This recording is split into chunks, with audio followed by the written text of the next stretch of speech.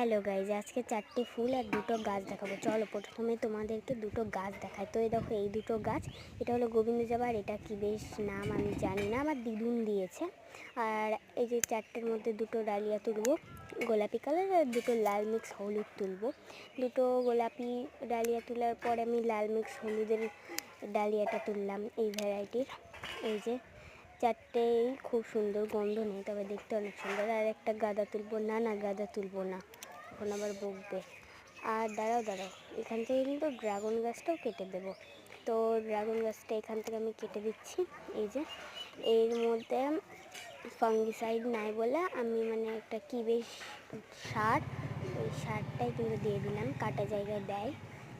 আর এই দেখো হয়ে গেছে। আর কাটা এটার কিন্তু লাগিয়ে দেবো, সেম ওই সারটা গোড়াতে লাগিয়ে মাটি তৈরি করে নিচ্ছে। যে ঢেল মাটি, গোবর সার, কিছুটা সার আর বিএটি 2-3 চামচ মতো। আর তারপরে এই ডালটাকে ফাঙ্গিসাইডের বদলে একটি সার মিশিয়ে লাগিয়ে দিচ্ছি আমি। তারপরে গাছের গোড়ায় কিছু খুঁড়ে সার দিয়ে দিলাম। তারপরে এই দেখো জল দেবো। তো টাটা সবাইকে, জামা চেঞ্জ করে চলে আসলাম চান টান করে।